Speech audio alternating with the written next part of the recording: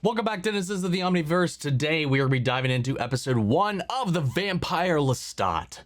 So we made a little bit of a course correction here because we ended the interview with the vampire literally last week, and I put up the poll for what show is going to be taking the place of that time slot, but also underestimated how many shows are either going to be starting or returning over the next couple of weeks as well, that I was like, maybe adding 2 shows this week was probably not the best thing to do for me. So rather than do that, I'm basically going to treat this like the 3rd season that it is, because timing wise, it's basically like if we just kept like we had been going up until this point, it's just the next episode. It's just the next week. It worked out weirdly perfectly. So we're just going to go right into it. I'll release it like I have been doing over on Patreon and all of that. So we'll be, 4 weeks ahead here versus YouTube. And we'll just go right into it. And then we will replace it with the winner of the poll once this season is over. I feel like that's the easiest thing for me. I think it's a little more fair. So we can kind of go right into this as well, without impeding too many other things, because I really do want to go into this. And I don't know anything about this season. I haven't watched a trailer. I've seen like a poster. That's it. So I'm super excited about that. But to let you guys know, if maybe you missed the announcement, the winner of the poll for the show that will be taking place of this slot once we do get to the end of it is going to be Our Flag Means Death. It won by literally 1 vote. So your vote has power over here, man. So keep that in mind for next time. It was neck and neck between it and the number 2 slot for most of the polls run, and that was between Our Flag Means Death and The Pit of all things, man.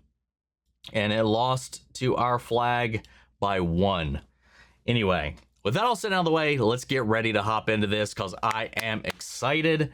If you want to see the full-length reaction, as always, where you can watch this without all the edits we got to do to get this stuff up on YouTube, it's going to be over on Patreon. Also going to be 4 weeks ahead over there as well, depending on what tier you sign up for, of course. You can also submit your own comments, questions, or fun facts for me to read at the end of these episodes. It's just a great way to support the channel, help us do things you do over here. But at the end of the day, really appreciate it. Enjoy this reaction. To least leave a like, drop a comment, subscribe if not already, because it really helps these videos out. Huge shout out to the team over at Prepper for helping edit down these highlights for you guys here on YouTube. And that all said out of the way, let's get ready to hop into episode 1, Detroit. Here we go. Previously on the show formerly titled Interview with the Vampire. Okay, well there it is. Okay, so this is okay. Fun. Let me introduce you to Mr. Lestat. They are classifying this as season 3. Because I've seen some mixed information about that. Swap it out for a dark gift. So yeah, I feel even better about that decision now. He was my murderer, my mentor, my lover, and my maker. All of those things at once. The life of a vampire has its challenges. God, the show formerly known as Interview with the Vampire.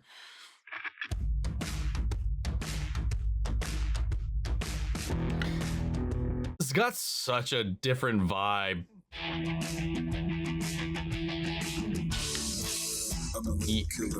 Oh.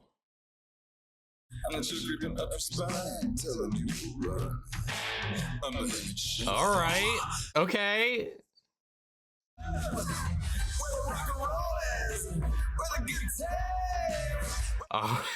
Yeah, complete vibe shift going into this right now, man. They played a trailer for this like ahead of me like starting this, and I just covered it up with my hand, but like the visuals and like the style I couldn't help but take note of. But as far as like anything that was shown, like story beats or anything like that, I was able to completely block out. But like this matches the aesthetic of oh damn, look at that glitz and glitter there. God damn. Are we gonna just like hold on, lean into that? Like, are we spending most of our time in the present? How I'm so curious how this is gonna work, especially us shifting focus. But yeah, it also lines up with what I saw like artistically for the poster. Oh, Compliance with the unorthodox unorthodox prerequisites of tonight's event. Oh, look who's here as well. Stating the obvious, we are not here and neither are you. Master recordings of the vampire Lestat de Liancourt, which includes his 2025 self-titled album, The Vampire Lestat. Final assemblage of the album, original handwritten score. Wow. Before we begin the bidding, I perform the following action. Oh. Wow. What the fuck? Here, one Ben. Ewan. Sold to the gentlewoman in the third row of good spirit. So they ended up just behind the ashes.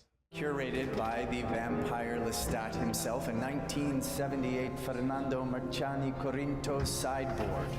Wow. With BLAB 90 speakers, 2 temperature control. Are we gonna set fire to this one too? Newport 1863 port wine. Holy shit. Blood from the curator himself. The upper level. What? His own blood? 2025 album and supporting tour and the consequential global catastrophes that sprung from said album and tour as narrated by the vampire. I'm sorry, what? The collection has been named The Failures, bidding at 50 million yuan. If you were, So we are not setting fire to this one? you bought my box instead. I like you already.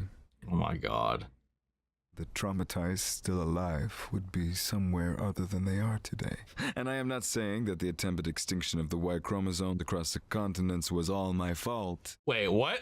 Now that would suggest a level of self-importance even I'm not comfortable with, but upon reflection, made a contribution. What did we miss? 25. Thank you. Making itself great again. Again. Again. Ugh. This is not a whoa. What the hell? That scar in his chest there. Holy shit. Yeah, this is a direction I never would have anticipated for Lestat's story. Him just being on tour as a rock star. Naturally, I named the band after God, he's myself. like electric. There was Larry, the front man, made sideman, choking his guitar neck nightly, wishing it was mine. Oh my god. Salamander, bassist, dumb, shockingly dumb. And TC, the abandoned bride of a dozen should have. Gotta love a woman drummer, man. Love it. On piano. Io forte, io l'allegro, I'm andante. God, this is insane. Welcome to Detroit. Lovely city. Your song sucks. Thank you for the feedback. Pick up the pace, back up the gear. I love how easily he can multitask like that. Oh, what a shot.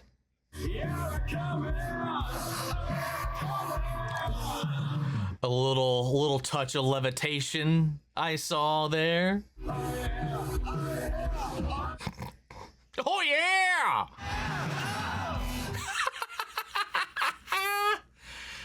God. Racing to like it? Harmonies on Plastic Fiends were trash. Oh my god. He is still Lestat. And if it's not perfection, it is going to get torn apart. For the Aussie Dude, shit. Rage call the Harmony Room, Larry Slater, shredding it tonight to no one.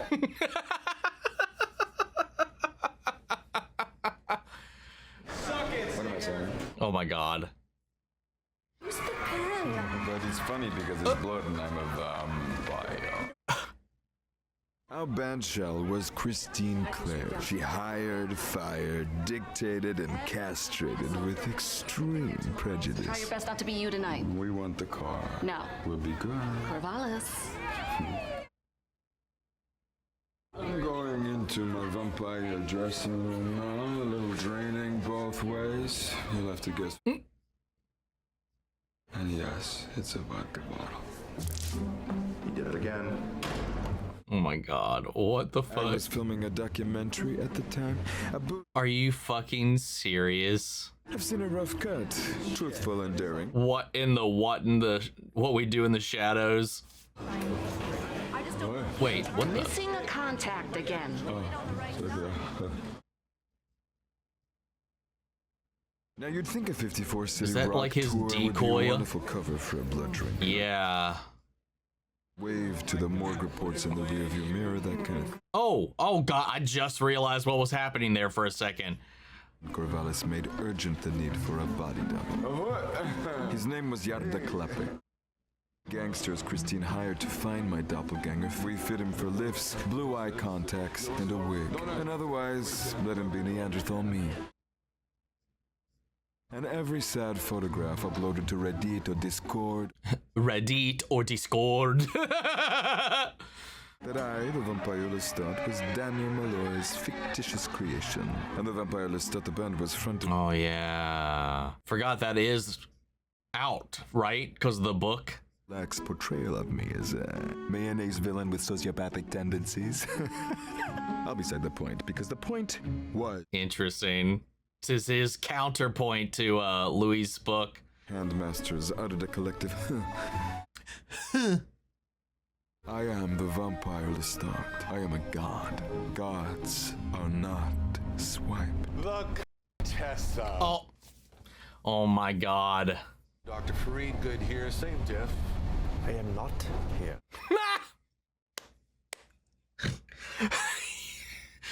That's so great. 2 world wars, the atomic bomb. Joey Chestnut. What? He eats hot dogs for a living. I hope to meet him one day. Was there a question? Having accumulated mortality, why have you chosen to waste it singing music no one wants to hear in pants no one should ever squeeze into? Once you confront your transformational trauma. I don't have transformational trauma. That's why these movie producers hired you, Daniel Malloy, Vampire Slayer. Rock band posing as vampires, fronted by an actual vampire. Directed by a vampire passing as a human. Italian furry. This is hilarious. Is it true you were a stutterer as a child? Louis said you were. Ooh. Was he there in 18th century Auvergne? He said you told him Did that. I threaten Claudia with on a train? And can you drop the fledgling speak and spell? Ooh, it's your turn to get the Daniel grill. No more safe spaces. It's my era now. Post Malone and Jelly Roll playing there tonight. 60,000 for face tattoo Palooza. How is it your era? I'm vain and shallow and fear an empty seat. Ask me an easy one. Is it true your band was formed on Halloween?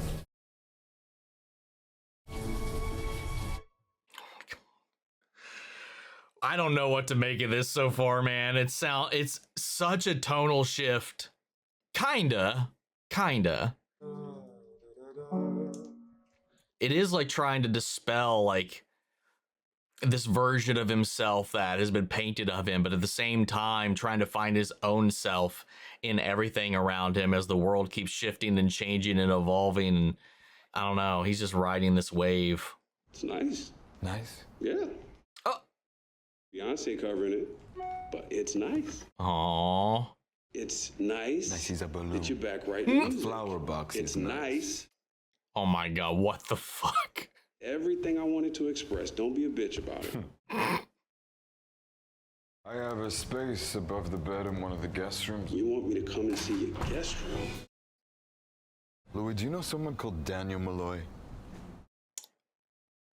I burned his laptop. I didn't know he had it saved in the cloud. I only found. Oh.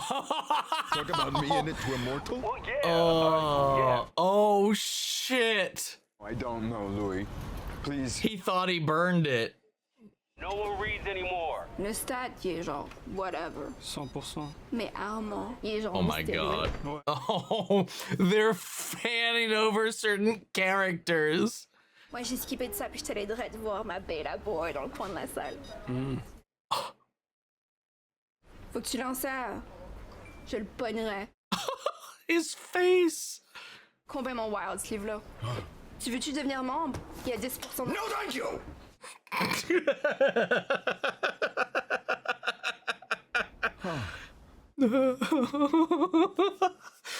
I know what infinitesimal means. It was raining. No!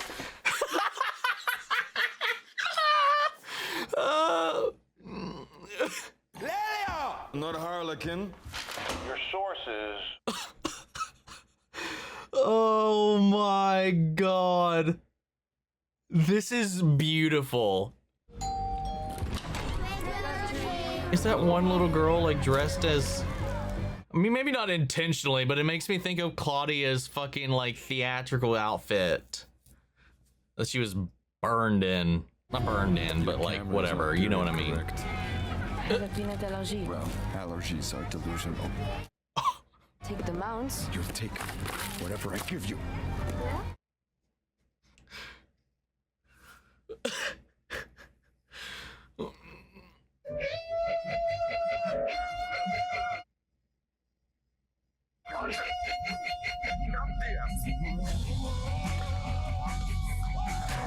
Uh-oh. Oh, what?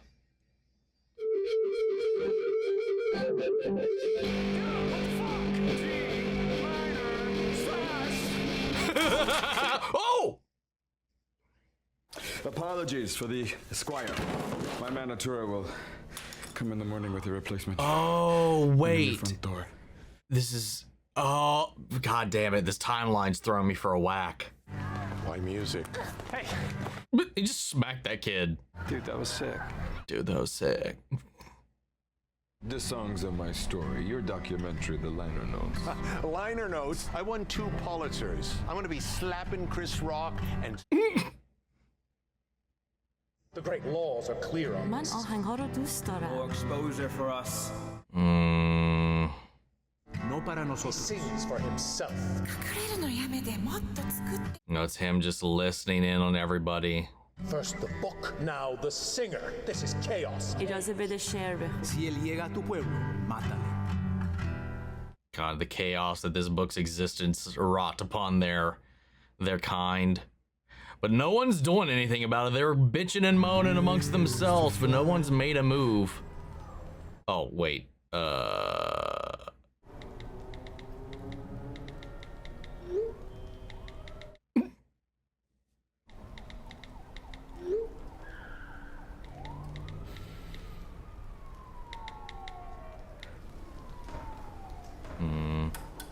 well, okay. Never mind. False alarm. Thought that was a sign maybe somebody was going to come to him. Yeah, they didn't come after Louis. He left the doors open. They didn't come in. But maybe they'd try him.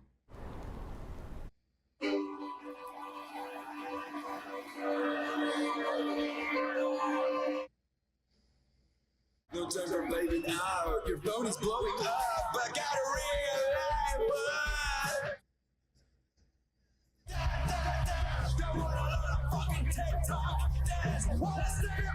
God, he's so fucking amazing.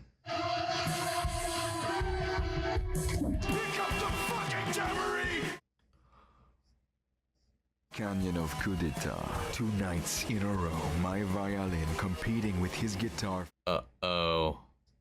To share my music 2 years as Mr. Dulac's B-movie brute. Something quite surprising happened. What the hell's going on? Muses appeared in my mind and in the now around me. Memories taking their turn. What the fuck? Hammering away at the performative vampire persona I had welded into armor. The bridge buckled.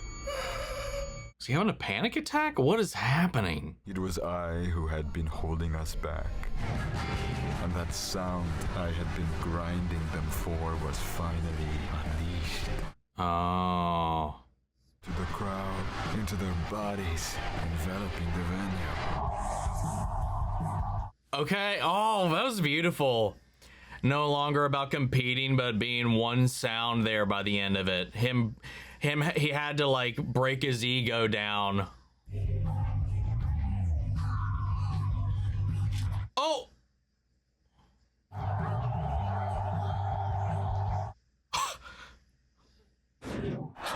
Which one of you's OD'd before? What did she take? Not her. Him! Oh God.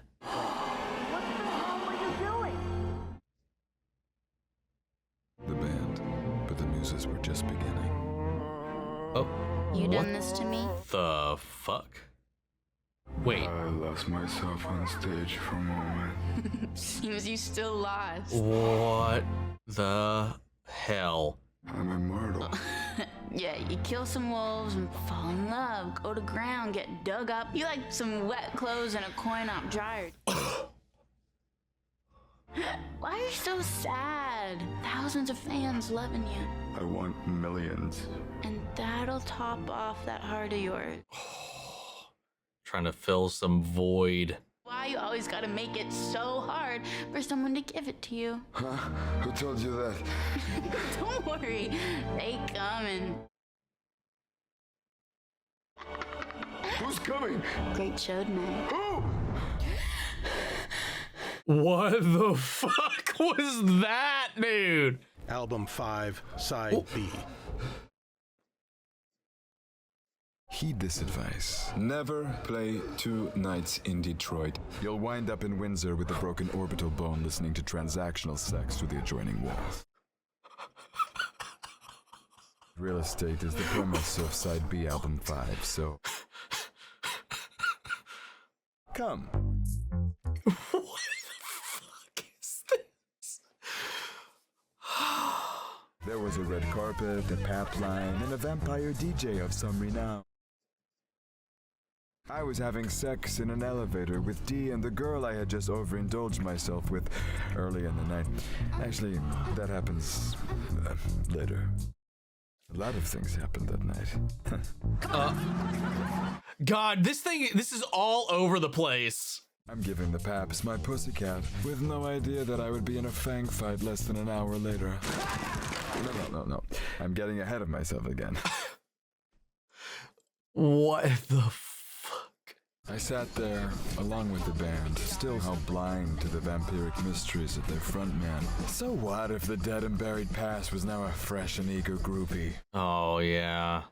Breakdown on stage, chatted up with the floating girl on the ceiling you almost killed.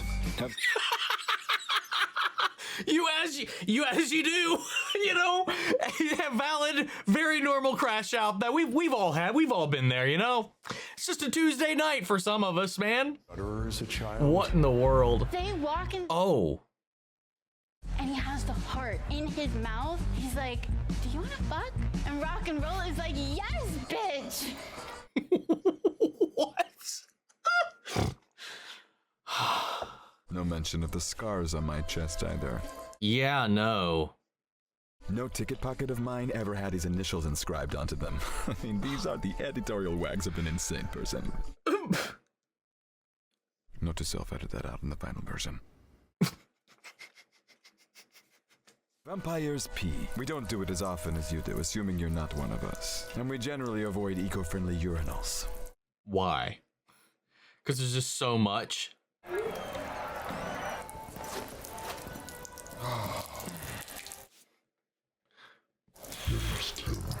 Whoa. There, Russ. Pronouns. That voice. Russ here has a hot mouth. And a strong pelvic floor. I admire your aim. We have a coven out here in Detroit. Do you? The Fang Gang. You want to see a real vampire bar? Come with us. The Fang Gang. Our own farm under the floorboards. Sure. What about tomorrow night? You're on the road tomorrow night. Yep. Eco-friendly urinals. Good for the planet, so we're told. Good for vampires. We Chardonnay them. And then there's regional vampires. I Chardonnay them too. Obligations, I'm afraid. But please do send my most sincere bonjour to your bright Moorish coven. What? The lilac. Fuck?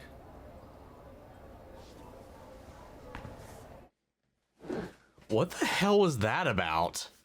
What was that YouTube fucking filter right there? What am I watching, bro? You fool me once, shame on me. MDMA and LSD are excellent drugs. Is he high again? Twirl, twirl. Whoa. I saw your soul. I saw yours too.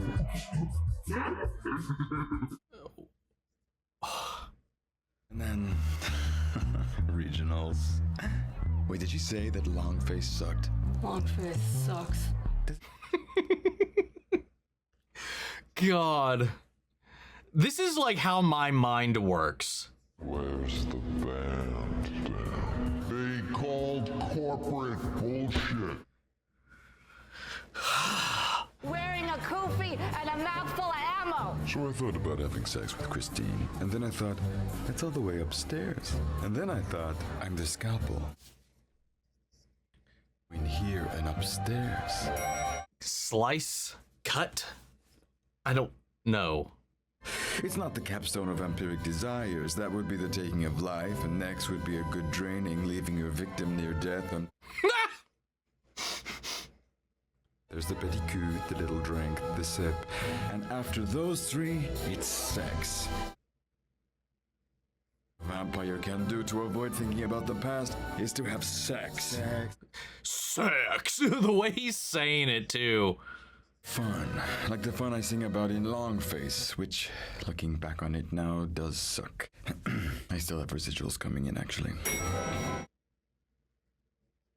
Sex with the bellman and D and honey trapping baby Jenks. Probably should have gotten off the 7th floor. What the fuck? Is this why are we about to? In a week. Oh. I'll never forget you.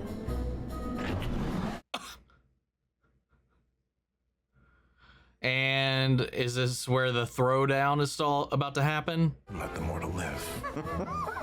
Face the wall, my dear. You'll not want to see this.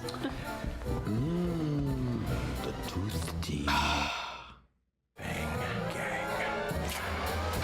Oh!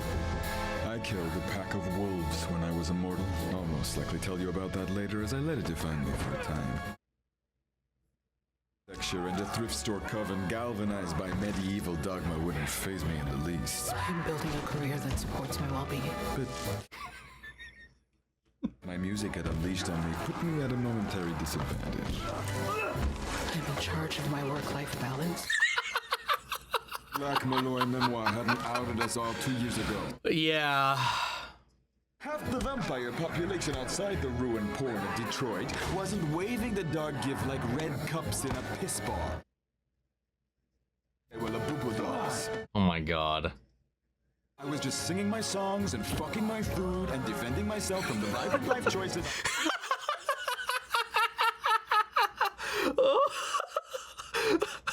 Oh my god. The Fang Gang. We are the children of the darkness reborn. They are so extra. Armand told the truth. Wait, what? What the fuck does that even mean? I heard there was an after party on the asshole floor. Oh, yo, let's go, Daniel. Dan and the oddly familiar DJ.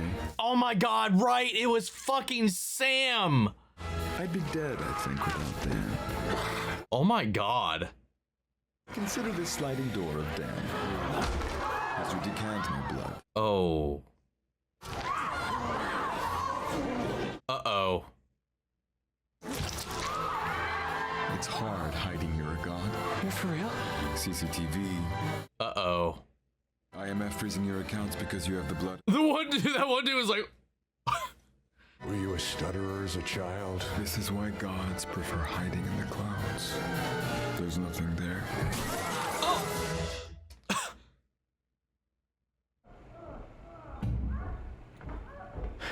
So many opportunities to call it Are we... that night. I don't want to say caught up. I don't know where we're catching up to. We're bouncing around so much. My vampire gift winged me away north of the river, south of the country. But I was saved from such rational thought. Love will do that to you. Oh. I'm not really at my best, but it's very nice to see you again.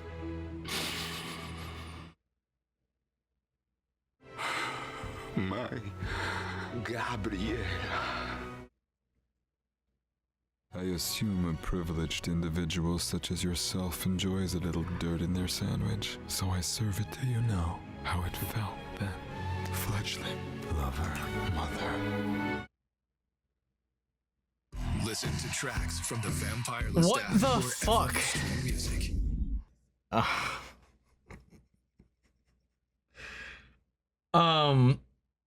So I feel like I was just assaulted visually, audibly, emotionally. This episode, this was an assault on the senses in a great, disarming kind of way. Because I feel like with this perception shift, we spent 2 seasons painting Lestat a certain way, and only by the final episode did we ever really truly begin to enter. It's like the rising of the hill for the roller coaster. The entire time we've been building up an expectation about him the entire time, only to just have the actual turn, the flip, the drop, the reveal to start to coalesce at the tail end of last episode. And this one it just kicks the door down, screaming to just tear down, dismantle the illusion of Lestat. The version Louis knows, the version Louis wrote about, / Daniel, the version that he puts out versus the version, like also the different versions of him depending on the situation, and the different versions of himself that he's been over the course of his life, because he's also talked about himself in a bunch of different ways. We got little glimpses, tastes, and teases of different points that we didn't even get to see in anything up until this point, like him as a child, him through like some things that were familiar and a lot of things that weren't. And like he said, he's bouncing around because he's like in such a chaotic spot right now in his life that we are just being dragged along as he's basically just kind of like on defense mode, emotionally, spiritually, just because of one, you know, the absence of Louis for such a long time, and then for the book to come out and paint him in a certain light and do this, that, the other after everything that we saw last. And he's just like this swirling torrential like cacophony of fucking noise, and he's just trying to catch himself. It's like when you're caught in something and you just start trying to defend yourself. You start to tell a story and you start to bounce around. He's like, no, wait, shit, stop. I'm getting ahead of myself again. When he keeps jumping ahead to the hallway fight and then needing to rail himself back in, whether we're jumping ahead to the sex in the elevator to having to reel himself back in, because he's like going back, going forward, going here, there, and everywhere, trying to like just put his feet on the ground. His entire fucking world has been completely, for lack of a better word, rocked. And some of it's him exercising his own demons on stage and putting on this own bravado and performance to kind of, again, create a mask. Like he said, this version of himself that he's created and worn as an armor started to crack, that ego. You know, when he's always like this, what was it? And it's something that had been said about him multiple times, even the first 2 seasons, that like he hides himself in such high regard or so cultured and all this, when it's just so sometimes surface level, because it is mostly ego with him, whether it's what he truly believes or what he needs people to believe about himself so that he feels better about it. Like this air of superiority where he thinks that he knows best about anybody. Like when he took the piano back at Louis' little dinner party, and then when what was it, a dinner party? It was like at the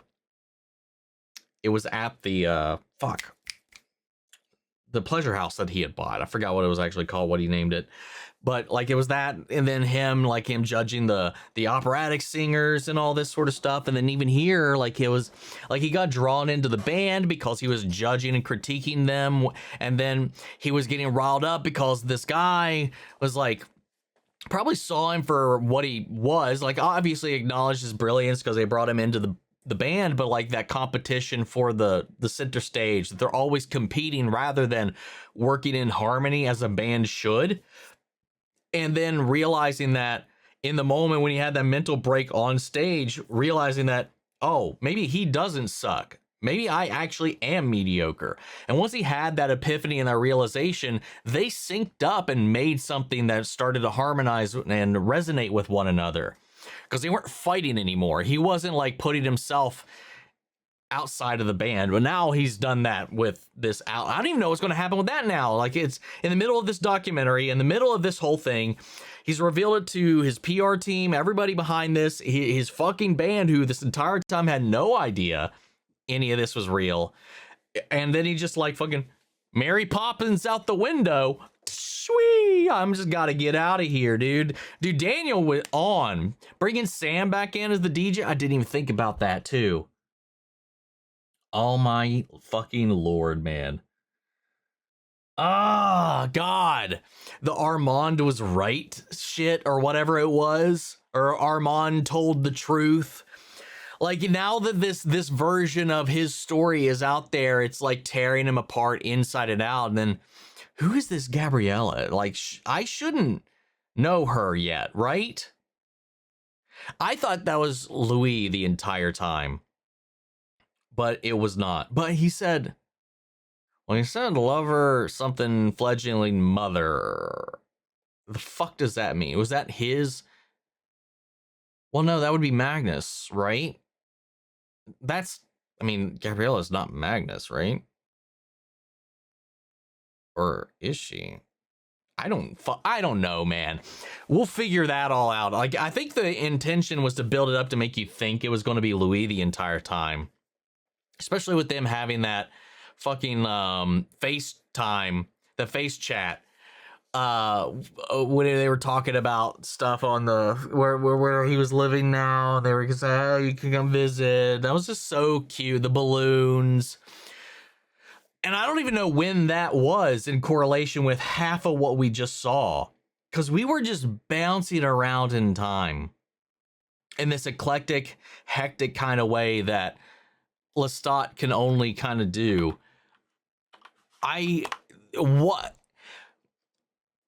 While this is a continuation from where we left off, it is just such a departure in so many ways from the last season while being a continuation.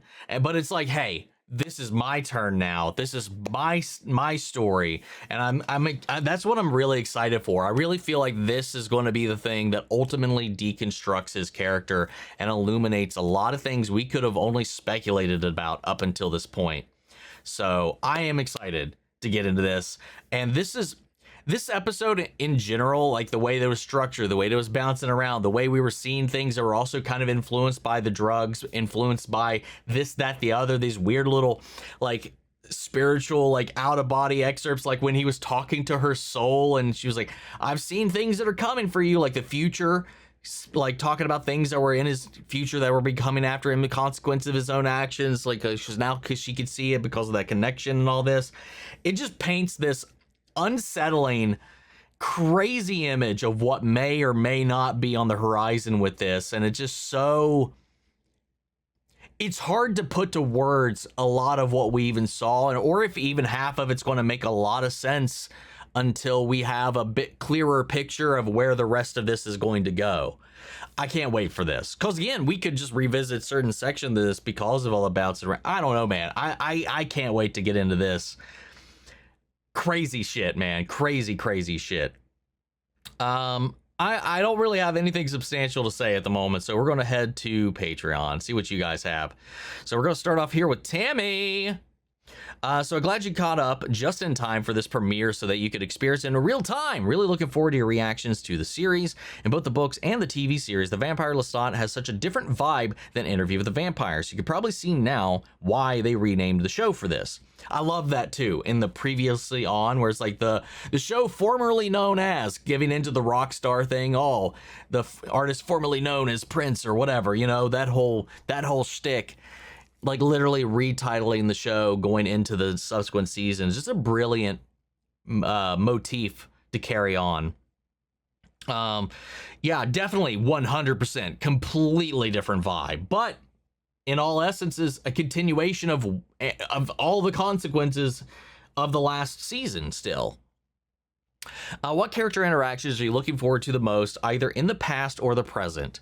I can't wait to see Child Lestat. I think that's what I'm most looking at. Look, who was he as a child? How did that build him foundationally? This revelation that he used to be a stutterer, and that eventually, even while immortal, he killed a pack of wolves and let that kind of like what do you want to call it?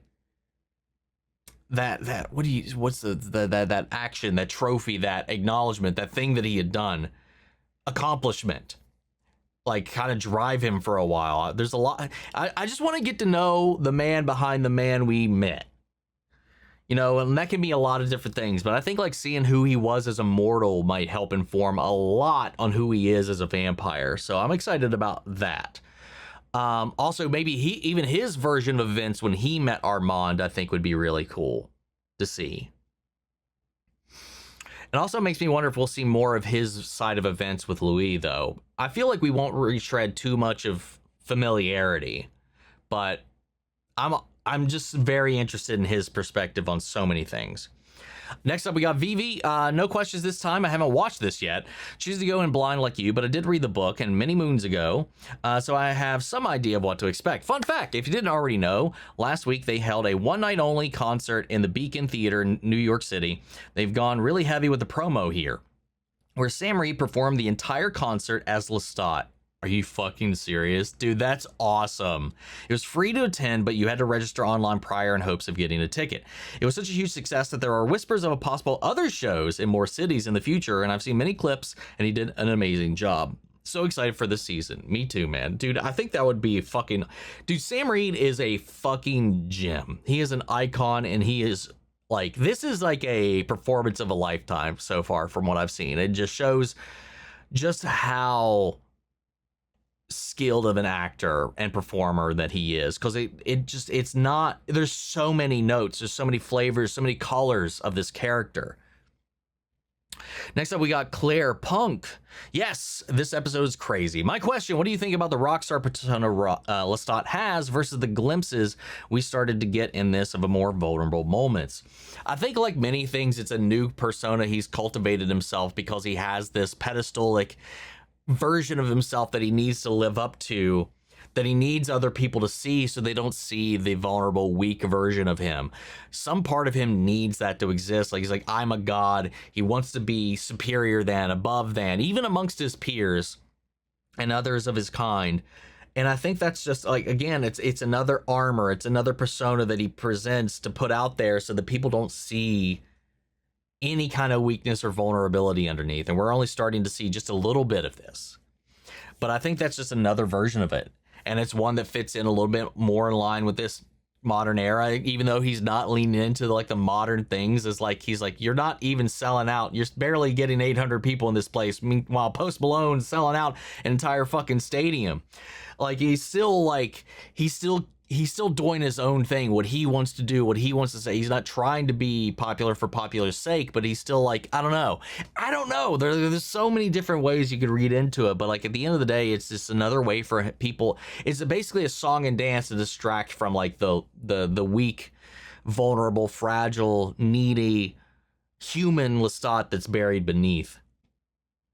Next up, we got Nicole T. Super happy to see you jump right into The Vampire Lestat. I got real lucky and was able to experience The Vampire Lestat one night only live premiere. Oh shit! We got one! Somebody that got to go. That's awesome. Performance experience in NYC with my best friend, and we had We've been on a high since getting an early screening last week. Sam Reed is an incredible vocalist, and the soundtrack for the season is amazing. I can't fucking wait. My question for you, is there any gaps or perspectives from Lestat that you would be interested in seeing that would give more color to what we saw in Interview with the Vampire seasons 1 and 2? Many people forget that up until the final scene between Louis and Lestat last season, we only ever saw Lestat through the eyes of another. And that obviously comes with the skewed perspective of things, especially like him commenting and annotating the book was one of my favorite scenes about this whole thing. He's so livid. Him in the shop and them talking about him as if he's a fictional character was brilliant. Oh, his crash out over the book was amazing. But yeah, that's a very, very valid point. Yeah, going through the personal trauma, we finally see Lestat in flesh, present day, for the first time in that moment, and now we get to see him in our timeline and can hear his side of things. Is there anything you'd like some more closure on, or that you'd be interested to hear from Lestat's side? Also, there's a cool Easter egg in this premiere episode that ties in directly to Season 2, Episode 5, Enjoy. Oh, I must have missed that. Or at least I'm not thinking about it at the moment, or having trouble thinking about what that could have been. Let me know. I would love to know. But yeah, like the Armand thing, I'd love to know how he really felt about Claudia, because he got very defensive about how he was painted in relationship with her as well. And it would also shed a little bit of light about how he acted on that stage when she died.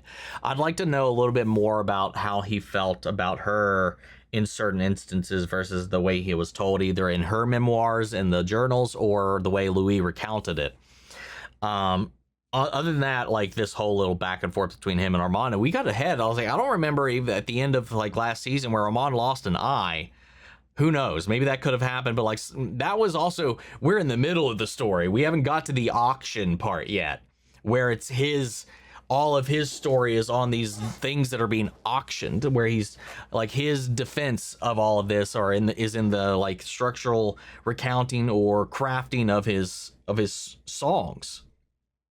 That's his interview with the vampire. What happened there? God, there's so much I want to know. But we'll get to it.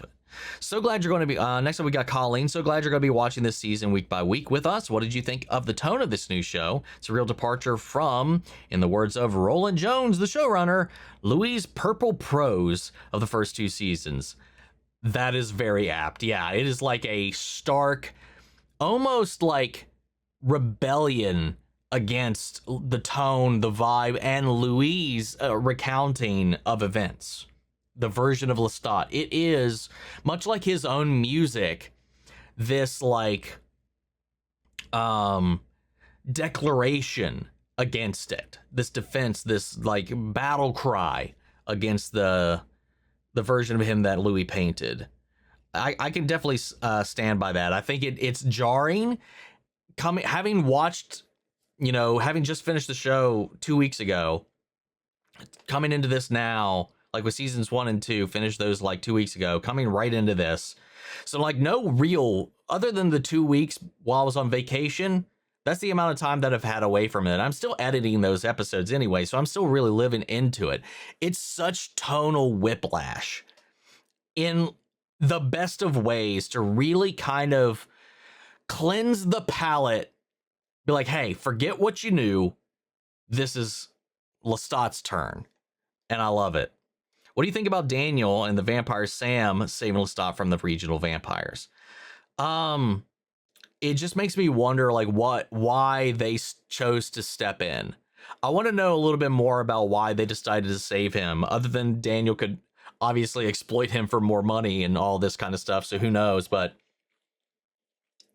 very curious about that. Next up, we got Vincent Calvert. Oh, how privileged we are to be slowly seduced by the tale with Louis. More or less linear storytelling back in the old days.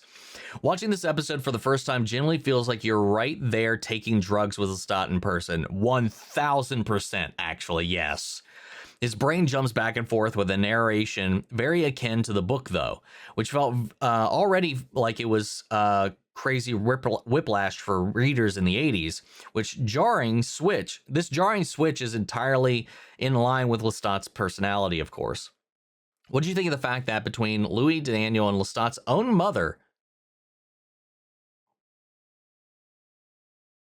no one really shows any great enjoyment of Lestat's music apart from his diehard fans? So was that his mom? He didn't say fledgling mother, but he's not just making out with her there at the end.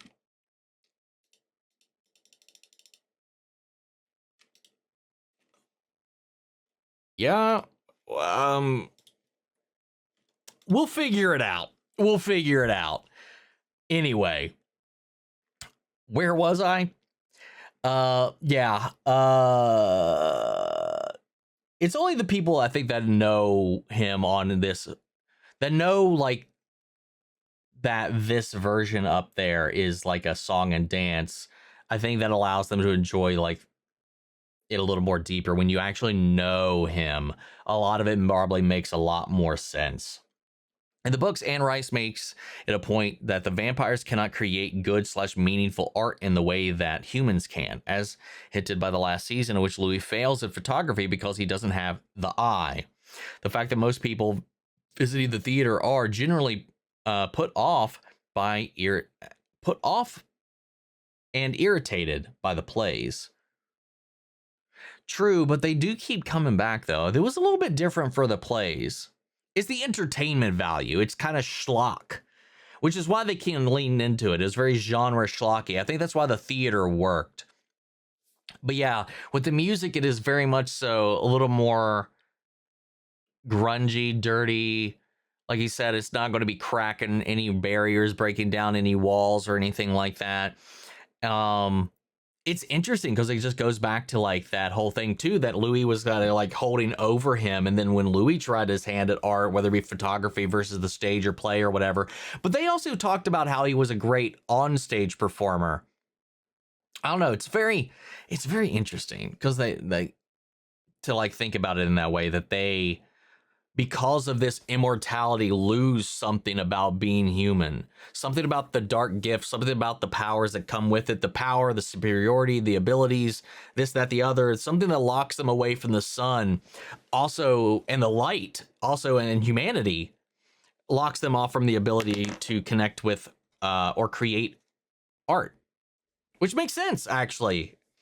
Because that's the thing they're all trying to clamor back towards, or at least with Louis. Like, Lestat's kind of trying to run away from that. Louis was trying desperately to hang on to his humanity for the longest time, but they could never quite catch it because they are forever disconnected from it. And I think that's part of that experience. And when you're immortal, when time never runs out, it doesn't have that same sweetness, that same flavor, that bitterness as well when it runs out. You have the finality of life, the finality or the fleetingness of time, the value within utilizing that time, and the despair and the emotions, the fear, the dread, the love, and everything that happens in the in-between between the entrance into this world and the exit is something they can't connect with anymore because the dark gift has ripped them out of that cycle. Interesting.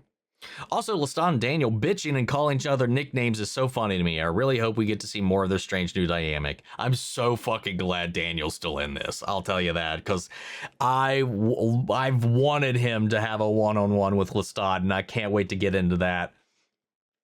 Next up, we got Chi or Kai, depending on how it's pronounced. Hope you have recovered from the whiplash of that tonal shift. I personally understand why they changed the name of the series for the season, aside from just being the next book, such a different vibe. I know it's only been one episode so far, but whose type of storytelling do you personally prefer between Louis and Lestat?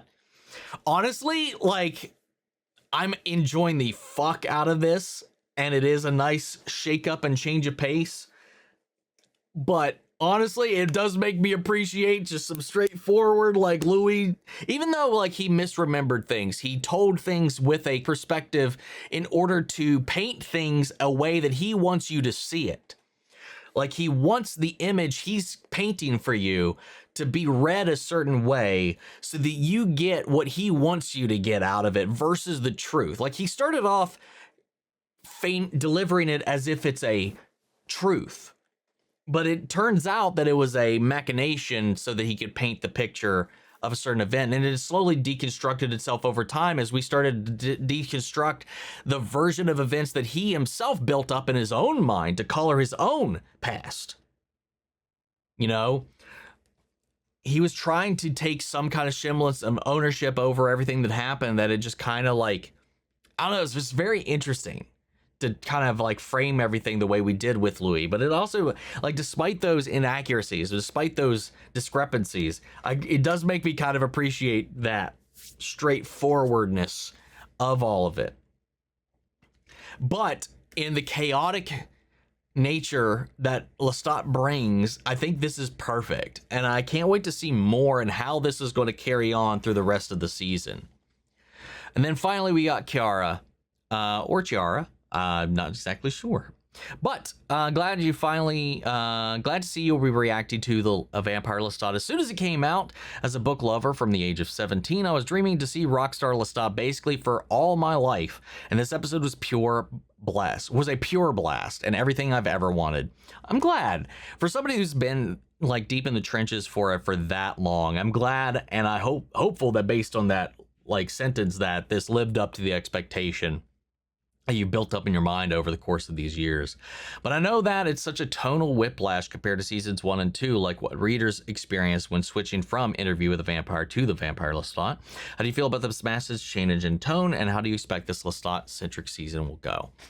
I've talked enough about the tone, I feel like, but as far as like what I hope to see or expect to see about this is these little flickers. We got little flickers of moments during his life that we didn't get to see or hear about. We got him mentioning things we've not gotten to see or hear about. We're getting into his story. And that's what I'm most excited about, is getting his story. Him as a child, him pre-vampirism. What happened with his master, the Magnus, like his Matra. What happened from that point forward? How did he navigate through this? Different things that maybe we did see, but his side of things. Because obviously, like we talked about before, Louis and Armand purposefully were building a picture for us to observe that isn't necessarily, it's their picture. They're in control of the narrative. We're getting to see another side of it. So there's a lot of different things like that I like to see, but I think most notably, I want to see the things about Lestat we've never seen. I want to see who he was before, during, and after all of this, man. I can't wait to get into that.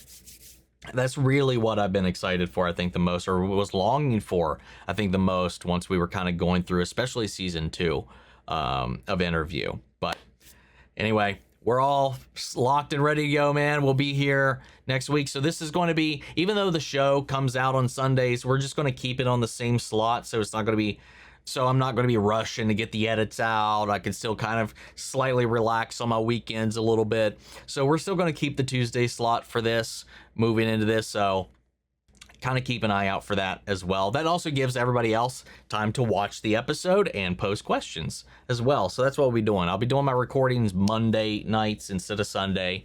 So it gives everybody time to watch it on the premiere night, the next morning, whatever. Drop your questions and we'll dive into everything subsequently. And then once we're done with this season of this, we will be moving into our Flag Means Death. But that's all for this one, guys. That's all I've got, at least. I would love to know what you guys thought. How did you feel about the tonal shift and everything within? Sound off the comments. Let me know your thoughts down below. We'll carry the conversation after the video. Hope you enjoyed the reaction if you did.